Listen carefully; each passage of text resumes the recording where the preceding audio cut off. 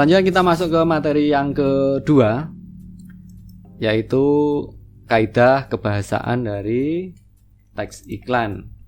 Jadi seperti halnya teks-teks yang lainnya di dalam bahasa Indonesia, itu semuanya memiliki kaidah kebahasaan.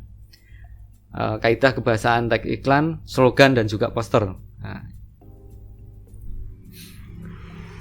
yang pertama adalah kaidah kebahasaan dari teks iklan.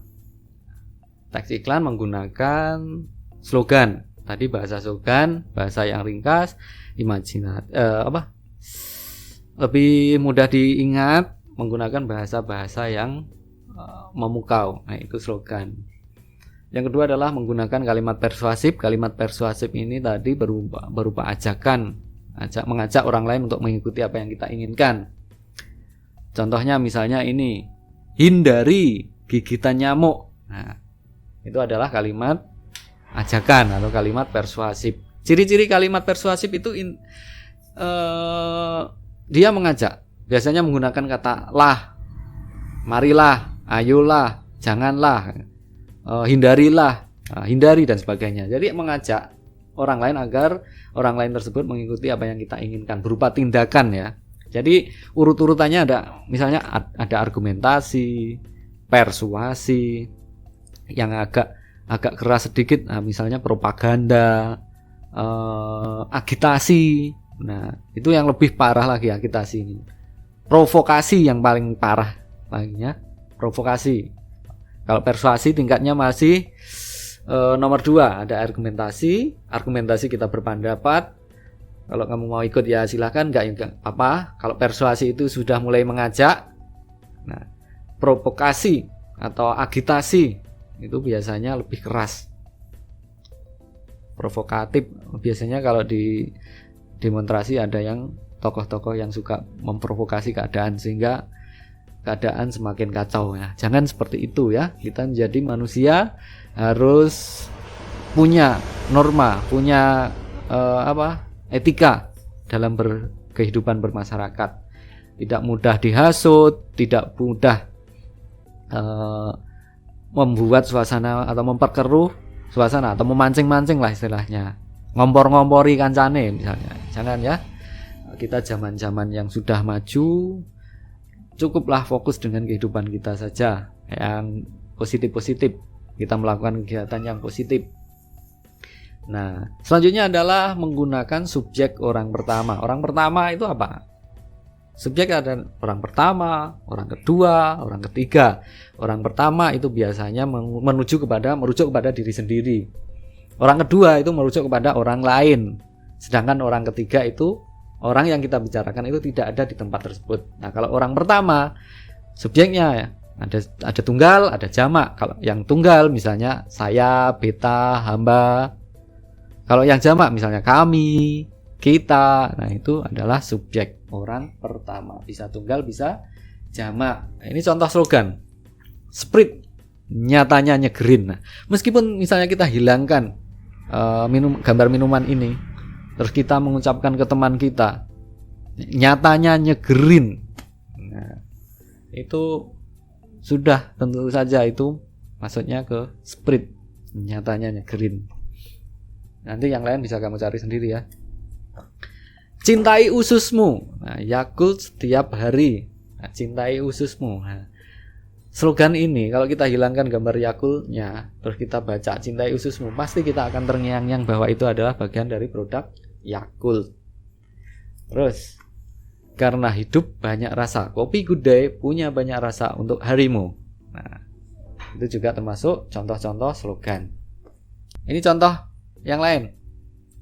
Kalau kita baca di koran, di halaman-halaman terakhir setelah berita duka itu biasanya kalau etnis Tionghoa itu kalau ada kematian itu memberikan kabar kepada keluarganya, itu biasanya menggunakan media koran, media cetak. Nah, itu di belakangnya biasanya ada juga iklan baris. Iklan baris itu hanya beberapa kalimat, ada beberapa kata saja, terbatas. Biasanya hanya 4 baris ya, nggak sampai 4 baris lah. Sekitar gitu aja. Nah, Apa yang dimaksud dengan iklan baris? Iklan baris adalah salah satu cara promosi barang dan jasa yang umumnya ditemukan di koran. Jelas ya, di koran. Bahasanya singkat, padat, jelas, disingkat-singkat. Nah, unsur yang ada di dalam iklan baris yang pertama harus ada kegiatan. Harus ada kegiatan. Misalnya kegiatan jual beli, kegiatan niaga, penawaran, lowongan pekerjaan, sewa jual rumah dan sebagainya, atau cari itu tadi, cari barang atau dan sebagainya. Contohnya misalnya jual beli, nah, DJL dijual, mobil MBL, rumah RMH dan sebagainya. Nama-nama barangnya disingkat-singkat. Terus spesifikasinya harus jelas, minusnya disampaikan dan sebagainya. Kalau misalnya barang bekas, itu spesifikasinya. Biasanya iklan-iklan di Facebook, burung, jual beli burung.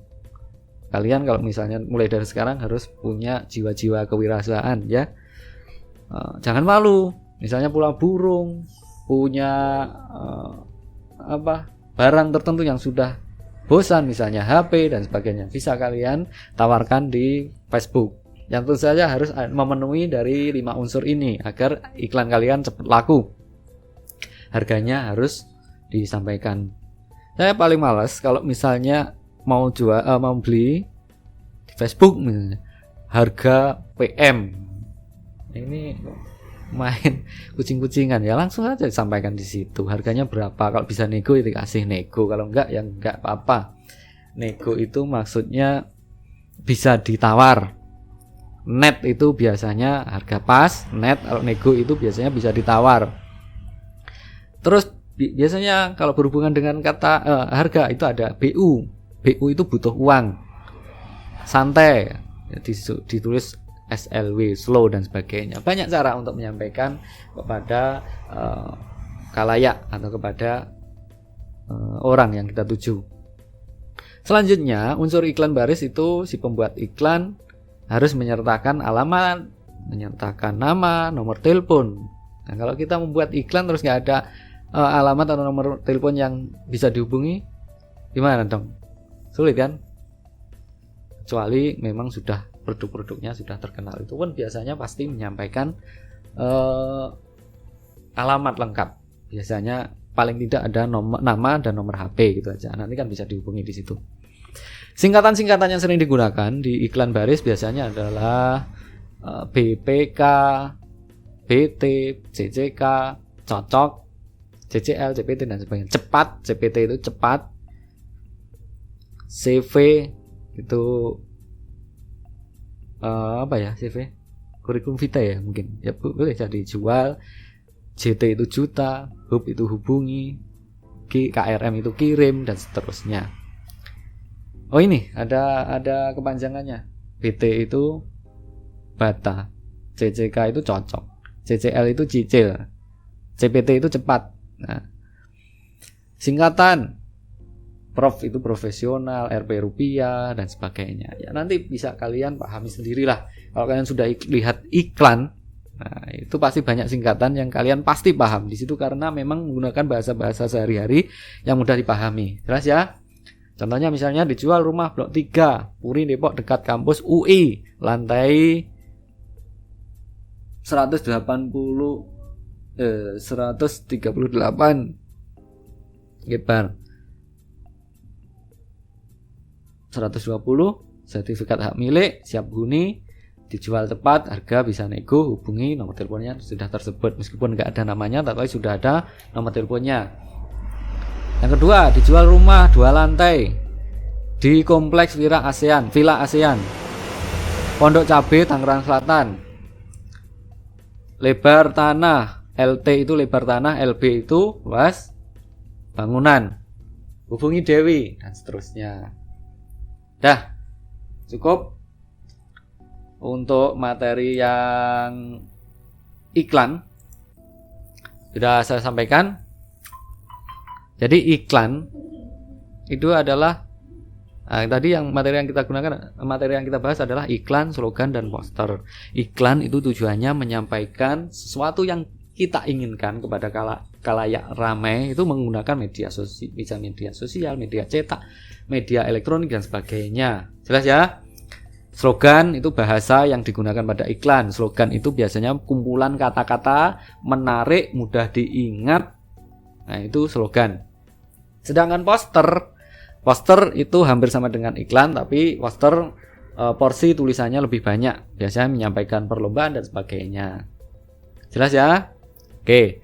Untuk tugas-tugas, untuk murid saya ya ini, untuk tugas-tugas bisa kalian cek di Google Classroom. Itulah tadi materi iklan dari Pak Guru.